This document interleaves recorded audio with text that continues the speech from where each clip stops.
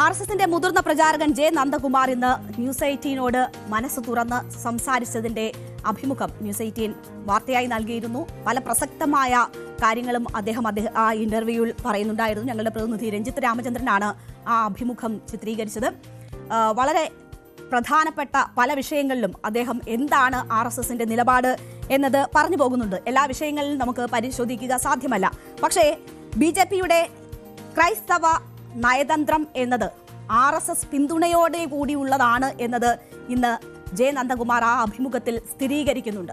ആ വിഷയമാണ് നമ്മൾ ഇന്ന് പരിശോധിക്കാൻ പോകുന്നത്. അപ്പോൾ BJP കാണിക്കുന്ന ക്രൈസ്തവ സ്നേഹം എന്ന് പറയുന്നത് BJPയുടെ മാത്രം രാഷ്ട്രീയ തന്ത്രമല്ല, അത് RSS പിന്തുണയോട് കൂടിയുള്ള തന്ത്രമാണ് എന്നതാണ് നന്ദകുമാർ വിശദീകരിക്കുന്നത്, സ്ഥിരീകരിക്കുന്നത്.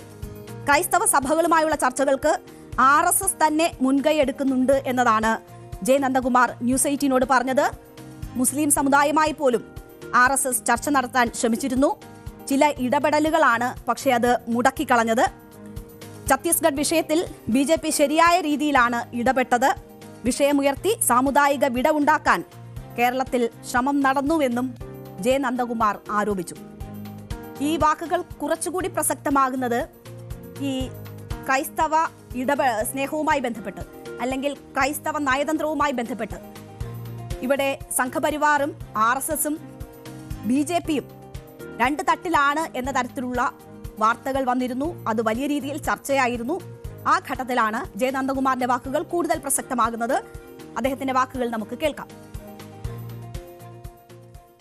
കേരളത്തിലെ സാഹചര്യത്തിൽ രാഷ്ട്രീയ പ്രസ്ഥാനം എന്ന നിലയ്ക്ക് ഭാരതീയ ജനതാ പാർട്ടിക്ക് അവർക്ക് മുന്നോട്ട് പോകാൻ വേണ്ടി സമൂഹത്തിലെ എല്ലാ വിഭാഗങ്ങളുമായിട്ടും അവർ ഒരു ബ്രിഡ്ജ് ഉണ്ടാക്കാൻ ശ്രമിച്ചുകൊണ്ടേയിരിക്കും. ആ ബ്രിഡ്ജിംഗ് പ്രക്രിയയിൽ ഇസ്ലാമിക സമൂഹത്തെയും അവർ സമീപിക്കുന്നുണ്ട്. എത്രയോ കാലങ്ങളായിട്ട് രാഷ്ട്രീയ സ്വയംസേവക സംഘത്തിന്റെ അഖില ഭാരതീയ പ്രമുഖനായിരുന്ന സുദർശൻജി ഇവിടെ നേരിട്ട് വന്ന് മുസ്ലിം സമൂഹവുമായിട്ട് പോലും ചർച്ച ചെയ്യാൻ രാഷ്ട്ര സംബന്ധമായ കാര്യങ്ങളിൽ ഒറ്റക്കെട്ടായി മുന്നോട്ട് പോകാൻ വേണ്ടിയിട്ട്, പ്രത്യേകിച്ച് ഈ വലിയ പ്രതിസന്ധി നേരിടുന്ന സമയത്ത് ആ ഘട്ടത്തിൽ സുദർശൻജി 3-4 തവണ ക്രൈസ്തവ സഭാ നേതൃത്വവുമായിട്ട് ചർച്ച നടത്തിയിട്ടുണ്ട്. സമാന്തരമായി ഇസ്ലാമിക സമൂഹമായിട്ടും ചർച്ച ചെയ്യാൻ തയ്യാറായിട്ടുണ്ട്. പക്ഷേ എല്ലാം നിശ്ചയിച്ചതിന് ശേഷം പാലക്കാട് ചർച്ച ചെയ്യാനുള്ള സ്ഥലം പോലും തീരുമാനിച്ചതിന് ശേഷം അത്യുന്നത സ്ഥലങ്ങളിൽ നിന്ന് ഇടപെട്ട് ആ പരിപാടി ഒരു തരത്തിൽ പറഞ്ഞാൽ റദ്ദ് ചെയ്യിപ്പിക്കുകയാണ് ചെയ്തത്. അതുകൊണ്ട് ഇസ്ലാമിക വിഭാഗവുമായിട്ട് ഔദ്യോഗികമായി ചർച്ച ചെയ്യാൻ അദ്ദേഹത്തിന് കഴിഞ്ഞില്ല. എന്നാൽ ക്രൈസ്തവ സമൂഹവുമായിട്ട് ഞാൻ BJP മാത്രമല്ല സംഘവും അങ്ങനെയുള്ള ഒരു ഔട്ട്റീച്ച് നടത്തിക്കൊണ്ടിരിക്കുന്നുണ്ട്, നടത്തും എല്ലാ വിഭാഗങ്ങളുമായിട്ട്. അവിടെ നടന്ന ആ കാര്യത്തിന് വേറെ പല പശ്ചാത്തലങ്ങളുണ്ട്. വൻതോതിലുള്ള മതപരിവർത്തനം അവിടെ നടക്കുന്നുണ്ട് എന്നതിന്റെ കൃത്യമായ അറിവ് അവിടെയുള്ളവർക്കാണുള്ളത്. പക്ഷേ സംഭവിച്ചെന്താ, ആ കാര്യത്തിൽ അറസ്റ്റ് ചെയ്യപ്പെട്ട കന്യാസ്ത്രീകളോ അവരുടെ സഹായികളുടെയോ പ്രശ്നം ഉന്നയിച്ച് അവർ കേരളക്കാരായതുകൊണ്ട് കേരളത്തിൽ ഒരു പ്രത്യേകമായ രാഷ്ട്രീയ സാഹചര്യം ഉണ്ടാക്കിയെടുക്കാൻ ഇവിടുത്തെ ചില ആൾക്കാർ ശ്രമിച്ചു. അതുകൊണ്ട് തന്നെ BJP അത് അത്തരമൊരു വിരുദ്ധ സാഹചര്യം കേരളത്തിൽ ഒരു സാമുദായിക സംഘർഷത്തിന്റെ ഒരു വിടവ് സൃഷ്ടിക്കാനുള്ള ശ്രമം പലരും ബോധപൂർവം നടത്തും. നമുക്കൊക്കെ അറിയാം, ഉത്തരവാദിത്ത ബോധമില്ലാത്ത, ഞാൻ എല്ലാവരെ കുറിച്ചല്ല പറയുന്നത്, ഒരു സമൂഹത്തിന്റെ ഇടയിൽ ഇത്തരം പ്രചാരവേല നടത്തുമ്പോൾ വളരെ വലിയ ഉത്തരവാദിത്ത ബോധം ഉണ്ടാകേണ്ടതാണ്. പക്ഷെ അത് പ്രകടിപ്പിക്കാതെ പലരും ചെയ്തപ്പോൾ അതിൽ നിന്ന് ഈ സമൂഹത്തെ അല്ലെങ്കിൽ നമ്മുടെ മൊത്തം കേരള സമൂഹത്തെ മുന്നോട്ട് നയിക്കാൻ ബാധ്യതയുള്ള പാർട്ടി എന്ന നിലയ്ക്ക് BJP കുറച്ച് ഉത്തരവാദിത്വ ബോധത്തോടുകൂടി അവിടെ പോവുകയും ആ പ്രശ്നം പരിഹരിക്കുകയും ചെയ്തു. ഇതാണ് അദ്ദേഹം ഈ വിഷയവുമായി ബന്ധപ്പെട്ട് വിശദീകരിക്കുന്നത്. അദ്ദേഹം തന്നെ സൂചിപ്പിക്കുന്നത് ഛത്തീസ്ഗഡിൽ കന്യാസ്ത്രീകൾ അറസ്റ്റിലായ സംഭവമാണ്. കൃത്യമായി പറഞ്ഞാൽ ആ വിഷയം തന്നെയാണ് ഈ ക്രൈസ്തവ നയതന്ത്രത്തിൽ BJPക്കും RSSനും ഇടയിൽ രണ്ടഭിപ്രായം എന്ന തോന്നൽ ഉളവാക്കിയത്. BJP നേതൃത്വം അടിക്കടി അവരുടെ നിലപാടുകൾ ശക്തിപ്പെടുത്തുന്നതും മയപ്പെടുത്തുന്നതും നമ്മൾ കണ്ടതാണ്. കന്യാസ്ത്രീകൾ നിരപരാധികളാണ് എന്ന് ആദ്യം പറഞ്ഞ BJP സംസ്ഥാന അധ്യക്ഷൻ പിന്നീട് അത് അന്വേഷണ സംഘം തീരുമാനിക്കേണ്ടതാണ് എന്ന് മാറ്റിപ്പറയുന്നത് നമ്മൾ കണ്ടതാണ്. അപ്പോൾ അതിൽ BJPയിൽ വലിയ ആശയക്കുഴപ്പങ്ങൾ സൃഷ്ടിച്ചു.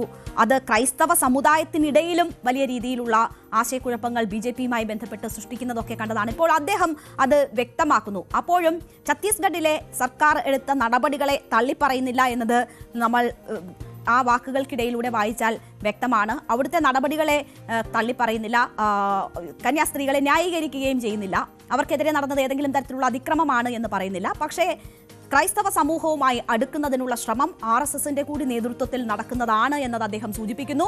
അത് ക്രൈസ്തവ സമൂഹത്തോട് മാത്രമല്ല, രാഷ്ട്ര വിഷയങ്ങളിൽ ഇസ്ലാമിക സമൂഹവുമായും സഹകരിച്ചു പോകാനുള്ള ശ്രമം RSS നടത്തുന്നു എന്ന വലിയ തുറന്നു പറച്ചിലാണ് നന്ദകുമാറിന്റെ ഭാഗത്തു നിന്നും ഉണ്ടാകുന്നത്. എന്തായാലും ഈ വിഷയവുമായി ബന്ധപ്പെട്ട് വലിയ രീതിയിലുള്ള വിമർശനങ്ങൾ ഒരു ഭാഗത്ത് കന്യാസ്ത്രീകളുടെ അറസ്റ്റുമായി ബന്ധപ്പെട്ട് വിഷയം വരുമ്പോൾ നമ്മൾ കണ്ടതാണ്. പൊളിറ്റിക്കൽ ഇസ്ലാമിൻ്റെ നുഴഞ്ഞുകയറ്റം ഉണ്ടായിട്ടുണ്ട് ഈ നടക്കുന്ന പ്രക്ഷോഭങ്ങളിൽ നിന്നൊക്കെ ഷോൺ ജോർജ് ഒക്കെ പറയുന്നത് നമ്മൾ കണ്ടതാണ്. കന്യാസ്ത്രീകൾ നിരപരാധികളാണെന്നും അല്ലെന്നുമൊക്കെയുള്ള പലതരത്തിലുള്ള ഇത് വന്നു. സഭകളുടെ പ്രക്ഷോഭങ്ങളിൽ SDPയും ജമാഅത്തെ ഇസ്ലാമിയും നുഴഞ്ഞുകയറി എന്ന് പറയുന്നു. എന്തിനാണ് ഈ കന്യാസ്ത്രീകളുടെ മോചനത്തിന് ഇങ്ങനെയുള്ള ഇടപെടൽ എന്നത് ചോദ്യം ചെയ്തുകൊണ്ട് വലിയ രീതിയിൽ സംഘപരിവാർ സംഘടനകളുടെ ഭാഗമായിട്ടുള്ളവർ പരസ്യമായി തന്നെ രംഗത്തെത്തുന്നത് കണ്ടു. അതിനെല്ലാം ഒടുവിൽ കേസരിയിൽ ക്രൈസ്തവർക്കെതിരെ കടുത്ത വിമർശനവുമായി ഹിന്ദു ഐക്യവേദി സംസ്ഥാന വൈസ് പ്രസിഡന്റ് ES ബിജുവിന്റെ ഒരു ലേഖനം വന്നു. അത് ക്രൈസ്തവർക്കെതിരെ കടുത്ത വിമർശനമായിരുന്നു ഉന്നയിച്ചത്. ക്രൈസ്തവ രാജ്യം സ്ഥാപിക്കാനുള്ള ശ്രമങ്ങളാണ് നടക്കുന്നത് എന്നതായിരുന്നു ആ ലേഖനത്തിലെ പ്രധാന വിമർശനം. ക്രൈസ്തവർക്കെതിരെ വലിയ വിമർശനമുയർത്തിയ ഈ ലേഖനത്തിൽ ക്രൈസ്തവ വിഭാഗങ്ങളെ ഒപ്പം നിർത്താൻ ഉള്ള ശ്രമങ്ങൾ BJP നടത്തുന്നതിനെ വലിയ രീതിയിൽ അത് പിന്നോട്ട് വലിക്കുന്ന സാഹചര്യം പോലും സൃഷ്ടിച്ചിരുന്നു. പലരും അതിനെ വിമർശിച്ച് സഭാ നേതൃത്വങ്ങൾ രംഗത്ത് വരുന്ന സാഹചര്യം പോലും സൃഷ്ടിച്ചത് നമ്മൾ കണ്ടതാണ്. രാജ്യത്തെ നിയമസംഹിത മാറ്റി മതപരിവർത്തനത്തിനുള്ള ശ്രമങ്ങളാണ് വിവിധ സംസ്ഥാനങ്ങളിൽ അരങ്ങേറുന്നതെന്ന വിമർശനം ആ ലേഖനത്തിലുണ്ടായിരുന്നു. ആഗോള മതപരിവർത്തനത്തിന്റെ നാൾവഴികൾ എന്ന പേരിലാണ് ഈ ഒരു ലേഖനം എഴുതിയത്. ഛത്തീസ്ഗഡിൽ കന്യാസ്ത്രീകളുടെ അറസ്റ്റ് അവിടുത്തെ നിയമപ്രകാരം എന്നതായിരുന്നു അതിലെ കണ്ടെത്തൽ.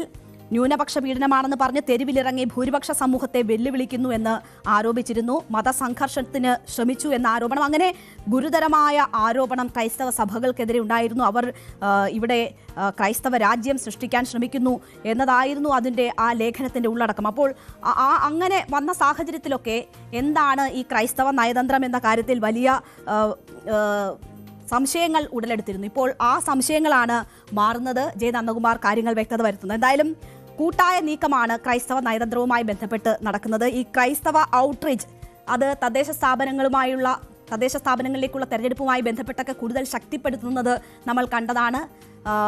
KCBC വക്താവ് തന്നെ അതുമായി ബന്ധപ്പെട്ടുള്ള ക്ലാസ് എടുക്കുന്നു. BJP സംസ്ഥാന അധ്യക്ഷൻ ഉൾപ്പെടെയുള്ളവർ അതിൽ പങ്കെടുക്കുന്നു.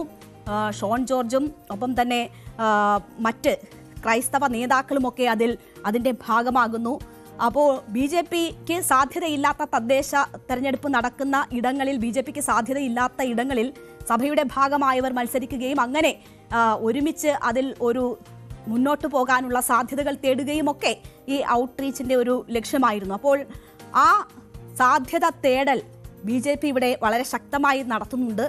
അത് BJPയുടെ മാത്രം ഉദ്യമമല്ല, RSSന്റെ കൂടി ഉദ്യമമാണ്. അതിന് RSSന്റെ എല്ലാ പിന്തുണയുമുണ്ട്. അവർക്കിടയിൽ ഭിന്നതകളില്ല. അത് വളരെ കൂട്ടായി ആലോചിച്ചെടുത്ത തീരുമാനമാണ്. അവർ വളരെ വിപുലമായി അത് നടത്തി വരുന്നതാണ്. ഇത് കാപഢ്യമാണ് എന്നൊക്കെ പറഞ്ഞിരിക്കുന്ന മറ്റ് രാഷ്ട്രീയ പാർട്ടികൾ ഇത് വളരെ ആസൂത്രിതമായി നടക്കുന്നതാണെന്നും അത് RSSന്റെ പിന്തുണയോടെയാണെന്നും സംഘപരിവാറിന്റെ എതിർപ്പ് അതിനില്ല എന്നും മനസ്സിലാക്കുന്നത് നല്ലതാണ്. എന്തായാലും അതിന് നന്ദകുമാറിന്റെ വാക്കുകൾ ഉപകരിക്കുമെന്നാണ് നമ്മൾ കരുതുന്നത്.